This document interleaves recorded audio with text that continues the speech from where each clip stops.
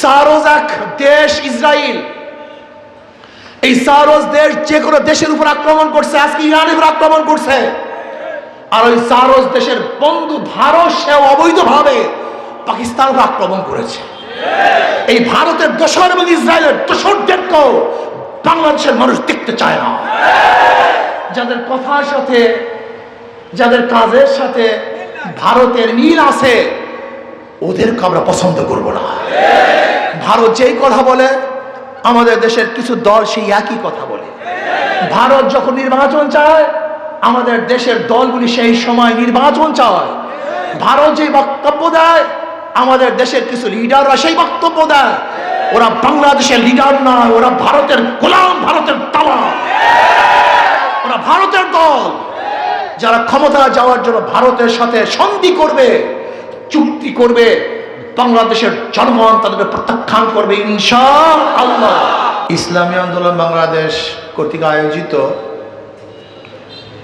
আজকে এই গণসমাবেশের সম্মানিত সভাপতি, শ্রদ্ধাভাজন সিনে তাজ উলামায়ে কেরাম, সর্বস্তরের জনগণ ভাইয়েরা আমার, ইসলামী আন্দোলন বাংলাদেশ কি ও কেন? ইসলামী আন্দোলন বাংলাদেশ কি চায়?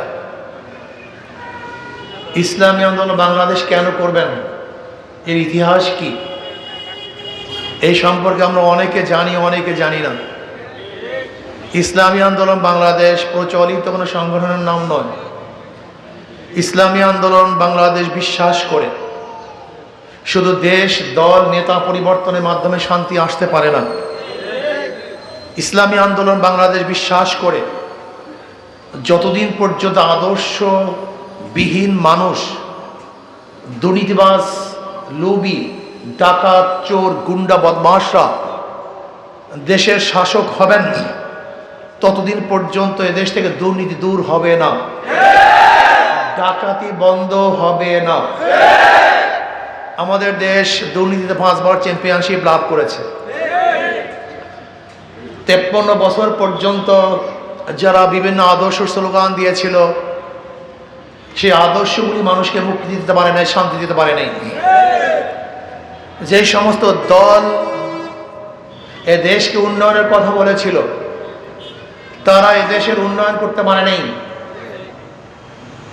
এদেশ স্বাধীন হয়েছিল সাম্য, মানবিক মর্যাদা, সামাজিক ন্যায় বিচারের স্লোগানের ভিত্তিতে। সাম্য, সামাজিক ন্যায় বিচার, সাম্য, সবাই সমান, গরিব, ধনী, মুসলমান, হিন্দু, বৌদ্ধ, খ্রিস্টান প্রত্যেকের অধিকার সমান হবে। বাংলাদেশের নাগরিক হিসাবে প্রত্যেকের অধিকার সমান, সুযোগ সমান, ব্যবসা সমান, বাণিজ্য সমান, চলাফেরার অধিকার সমান, বক্তব্যের অধিকার সমান, শিক্ষা, চিকিৎসা, বাসস্থান, অন্ন, বস্ত্রের অধিকার সমান থাকবে। বুক ফুলিয়ে হাঁটবে, মানুষ শান্তিতে বসবাস করবে। কিন্তু না, সেই সাম্যতা আমরা দেখি নাই। যখন যেই সময় যেই দল ক্ষমতায় ছিল, তাদেরই চাকরি হয়েছে, যারা ক্ষমতায় ছিল না তারা চাকরি থেকে বঞ্চিত হয়েছে। এই 53 বছর যেই সময় যেই দল ক্ষমতায় ছিল, তারা পেট পুড়িয়ে খেয়েছে, আর যারা ক্ষমতার বাহিরে ছিল তারা ধুকে ধুকে মারা গেছে। এই 53 বছরে যারা ক্ষমতায় ছিল, তাদের সুযোগ সুবিধা সব জায়গায় ছিল, কিন্তু যারা ক্ষমতায় ছিল না তাদেরকে জেলখানায় ধুকে ধুকে মরতে হয়েছে। এই 53 বছর যারা ক্ষমতায় ছিল, হাজারো অন্যায় করার পরেও হাজারো খুনিরা মাথা উঁচু করে রাস্তায় হেঁটেছে, আর যারা নির্দোষ এরকম হাজারো মানুষ ওই আয়না ঘরে ঢুকে ঢুকে মরেছে। তার মানে স্লোগানের সাথে বাস্তবতার কোনো মূল ছিল না। আপনি কি জানেন 53 বছর তো দূরের কথা, মাত্র 16 বছরে কি পরিমাণে টাকা চুরি হয়েছে, কি পরিমাণে টাকা পাচার হয়েছে? আমরা অনেকেই জানি না। আমাদের সমস্যা এখানে 28 লক্ষ কোটি টাকা,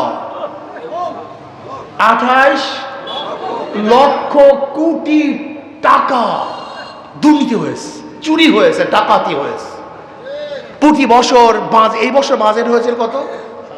7 লক্ষ।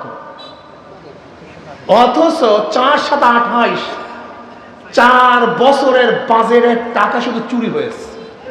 আপনি কি জানেন কি পরিমাণে টাকা চুরি হয়েছে? বাজেটের 70% টাকা চুরি হয়েছে। বিগত সরকারের পরিকল্পনা মন্ত্রী কি বলেছিলেন? বাজেট করি 100 টাকা, গ্রামে পৌঁছে 10 টাকা, 90 টাকা চুরি হয়েছে। শুধু একটা কথা বলি যে পদ্মা সেতুর চেয়েও আলহামদুলিল্লাহ যদি কবুল করে, যে আন্দোলন করেছিলাম ভোলরা সেতুর জন্য, আমাদের ওয়াইস সাহেব মিছিল মিটিং করেছেন, ইসলামী আন্দোলনের জনগণ রাস্তায় নেমেছিলেন সেতুর জন্য, সেই সেতু পাস হয়েছে। অথচ আলহামদুলিল্লাহ সেখানে খরচের বাজেট পদ্মা সেতুর চেয়ে কম, অথচ দৈর্ঘ্য তার চেয়ে অনেক অনেক গুণ বেশি। আপনি বিশ্বাস করতে পারবেন না, বাংলাদেশের যেই পরিমাণে টাকা চুরি হয়, প্রতি বছরের চুরির টাকা দিয়ে 2টা পদ্মা সেতু করা যায়। 1 বছরের চুরির টাকা দিয়ে 2টা পদ্মা সেতু করা যায়। আমাদের বাংলাদেশের যেই পরিমাণে টাকা দুর্নীতি হয়, যদি এই টাকাগুলি দুর্নীতি না হতো তাহলে বাংলাদেশের প্রত্যেকটা জনগণ দরিদ্র সীমার উপরে চলে যেত। আপনি কি জানেন আপনারা কত টাকা ঋণী? আজকে যেই সন্তান জন্মগ্রহণ করবে আজকে, এবং আমার সামনে যারা আছেন, প্রত্যেকটা বাংলাদেশের জনগণ 1.5 লক্ষ টাকা ঋণী। 1.5 লক্ষ টাকা ঋণ নিয়ে আমাদেরকে হাঁটতে হয়, বসতে হয়, চলতে হয়। অথচ আমরা তো চুরি করি নাই, আমরা ডাকাতি করি না। মানুষ মুক্তি পাওয়ার জন্য, মানুষ মুক্তি পাওয়ার জন্য, শান্তি পাওয়ার জন্য, বৈষম্য দূর করার জন্য জুলাই আগস্টের বিপ্লব করেছিল। কেন? আওয়ামী লীগ কি করেছিল? দুর্নীতি করেছিল। আওয়ামী লীগ কি করেছিল? চাঁদাবাজি করেছিল। আওয়ামী লীগ কি করেছে? ধর্ষণ করেছে। আওয়ামী লীগ কি করেছে? খুন করেছে, জুলুম করেছে, মানুষ মুক্তি পাওয়ার জন্য আন্দোলন করেছিল, সংগ্রাম করেছিল। আমরা আর চাঁদাবাজের শিকার হব না, আমরা অবৈধ খুনে আক্রান্ত হব না, খুনি হব না, আমরা জুলুমবাজের শিকার হব না, অত্যাচারিত হব না। কিন্তু আমরা কি দেখলাম? 5ই আগস্টের পরে আবারও চাঁদাবাজি, আবারও দখলদারি, আবারও জুলুম, আবারও খুন। আরে খুন বাইরের তো বাদ দেন, শুধু বিএনপি নিজেদের আত্মকহল হলে এই পর্যন্ত খুন হয়েছে 120-এর উপরে।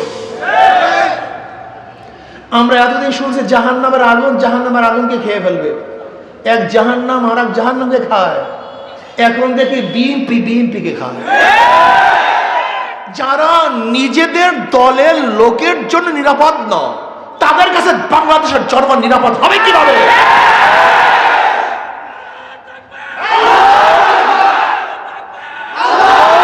গাঁজা সেবন করেন না, মদ পান করে ভূত হয়ে যায়েন না, সেন্সকে ঠিক রাখেন।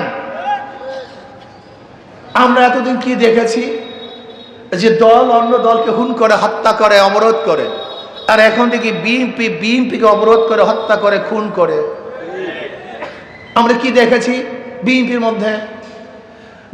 মধ্যে কমিটি গঠন করতে গিয়ে প্রতিদিন বাজাবাজি, প্রতিদিন মারামারি। যেই দল নিজের কমিটি গঠন করতে পারে না, সেই দলকে যদি ক্ষমতায় নেন, তার দেশকে সে কিভাবে শান্তিতে রাখবে? কিভাবে ঐক্য রাখবে? আজীব ব্যাপার। যাদের দলকে নিজেরা সংগঠিত করতে পারে না, ঐক্য করতে পারে না, তারা বহুবিধ মানুষের নীতি আদর্শ মানুষকে ঐক্য করবে কিভাবে? সম্ভব কিভাবে? তারেক জিয়া সাহেব বক্তৃতা করেছেন, আমি দুর্নীতির বিরুদ্ধে, যারা আমার দলের মধ্যে দুর্নীতি করবে আমি তাদের বিরুদ্ধে অ্যাকশন নেব, বিচার করব, বহিষ্কার করব। আমি জবাব দিয়েছিলাম, কয়লার কোন অংশ পরিষ্কার করবেন? কয়লার কোন অংশ পরিষ্কার করলে পরিষ্কার হবে? হ্যাঁ, যাদের জন্মই দুর্নীতি, যাদের জন্মই চাঁদাবাজি, যাদের জন্মই খুন 5 বার দেশের দুর্নীতির চ্যাম্পিয়নশিপ লাভ করেছে, তাদেরকে আপনি কোন জায়গায় পরিষ্কার করবেন? তাদের কি সংস্কার করবেন? আমরা সাধারণ জনগণ মানুষকে ক্ষমতায় নেই শান্তির জন্য, জুলুমের জন্য না, অত্যাচারের জন্য, অবিচারের জন্য। আমি বাংলাদেশের জনগণকে ঐক্য হতে বলবো, সবাই ঐক্য হন, পাগল হয়েন না, বিবেককে ঠিক রাখুন। কিসের উপর ঐক্য হবেন? শুধু একটা কথার উপর ঐক্য হবেন, যেই দলের মধ্যে চাঁদাবাজ আছে, খুনি আছে, ধর্ষক আছে, অবৈধ সম্পত্তির মালিক, যাদের হাতের মধ্যে খুনের রক্ত আছে, যেই দলের মধ্যে দুর্নীতিবাজ আছে, ওই দলকে আমরা আগামীতে ভোট দেব না, ওদের দল করব না, ওদের সাপোর্ট করব না, ওদের বাংলাদেশ থেকে উৎখাত করবে ইনশাআল্লাহ। ঐক্য হন। আমি বিশ্বাস করি ফ্যাসিস্ট শেখ হাসিনার বিরুদ্ধে বাংলাদেশের সাধারণ মানুষ ঐক্য হওয়ার পরে ওর হাজারো ক্যান্টনমেন্ট পুলিশ র্যাব তাকে বাঁচাতে পারে নাই। রক্ষা মাত্র 1 বছর আগে বক্তৃতা করেছিলাম পল্টনে যে আপনার র্যাব আপনাকে বাঁচাতে পারবে না, মনে আছে কিনা জানি না। আপনার পুলিশ বাহিনী আপনাকে বাঁচাতে পারবে না, আপনার ক্যান্টনমেন্ট আপনাকে বাঁচাতে পারবে না, আপনার ভারত আপনাকে বাঁচাতে পারবে না, আপনার বন্দুক আপনাকে বাঁচাতে পারবে না, রক্ষা করতে পারবে না। আমরা কি দেখেছি? তার ক্যান্টনমেন্ট, তার র্যাব, তার রক্ষা, তার অবৈধ খুন তাকে বাঁচাতে পারে নাই, সে পালাতে বাধ্য হয়েছে। আমরা বলবো আসুন আমরা ঐক্যবদ্ধ হই, জনগণ ঐক্যবদ্ধ হই, আপনাদের জন্য ঐক্যবদ্ধ হন, আপনাদের স্বার্থের জন্য ঐক্যবদ্ধ হন, আপনার শান্তির জন্য ঐক্যবদ্ধ হন। আব্বাজান রহমাতুল্লাহ আমাদের শায়খ মুর্শিদ নব্বরুল্লাহ আমার কাছে জীবনভর বলেছেন, মাদার গাছ লাগিয়ে আমের আশা করা যায় না, তেঁতুল গাছে মিষ্টি ফল হয় না, চোরের মাধ্যমে চুরি বন্ধ হবে না, দুর্নীতিবাজের মাধ্যমে দুর্নীতি বন্ধ হবে না, খুনিদের মাধ্যমে খুন বন্ধ হয় না, যারা চাঁদাবাজ তাদের মাধ্যমে চাঁদাবাজি বাংলাদেশ থেকে যাবে না, যেতে পারে না। কাজে আজকের থেকে যে দলের মধ্যে চাঁদাবাজ আছে তাদের প্রত্যাখ্যান করলাম, ওদেরকে ভোট দেব না। আমি আমার গরিব বন্ধুদেরকে 2 হাত জোর করে অনুরোধ করছি, 2 হাত জোর করে অনুরোধ করছি, চোরদের দলে থাকবেন না, খুনিদের দলে থাকবেন না, দুর্নীতিবাজের দলে থাকবেন না। যদি আমার দলের মধ্যে দুর্নীতিবাজ থাকে, আমার দলের মধ্যে চাঁদাবাজ থাকে, যদি আমিও চাঁদাবাজ হই, আমাকে প্রত্যাখ্যান করুন, এই দলকে প্রত্যাখ্যান করুন, এই নেতাকে প্রত্যাখ্যান করুন। যতক্ষণ পর্যন্ত জনগণ চাঁদাবাজদেরকে প্রত্যাখ্যান না করবেন ততদিন চাঁদাবাজি বন্ধ হবে না, জুলুম অত্যাচার বন্ধ হবে না। আমরা কি চাই? একটা এমন দেশ চাই যেখানে গরিব, জেলে, চাষি, মজদুর, ঋষি, কামার, তাঁতি, শ্রমিক, সর্বস্তরের মানুষগুলি শান্তি পাবে, মুক্তি পাবে, স্বাধীনভাবে বসবাস করবে, তাদের বাক স্বাধীনতা থাকবে, লেখনের স্বাধীনতা থাকবে, চলার স্বাধীনতা থাকবে, বসবাস করার স্বাধীনতা থাকবে। অনেকেই বলেছেন, বিভিন্ন পত্রিকা দেখেছি, আগে চাঁদা দিতাম 500 টাকা, এখন দিই 1500 টাকা। আগে চাঁদা দিতাম 1 জায়গায়, এখন চাঁদা দিই 10 জায়গায়। শুধু হাত পরিবর্তন হয়েছে, চাঁদার পরিবর্তন হয়নি, চেহারার পরিবর্তন হয়েছে, জুলুমের পরিবর্তন হয় নাই। এই জালেমদেরকে বাংলাদেশের ক্ষমতায় আনবো না ইনশাআল্লাহ। আছেন তো রাজি ইনশাআল্লাহ? যুবক সন্তানেরা মাথা ঠিক করো, মেজাজকে ঠিক করো, গুন্ডামি বন্ধ করো, মানুষকে শান্তি দেওয়ার চেষ্টা করো।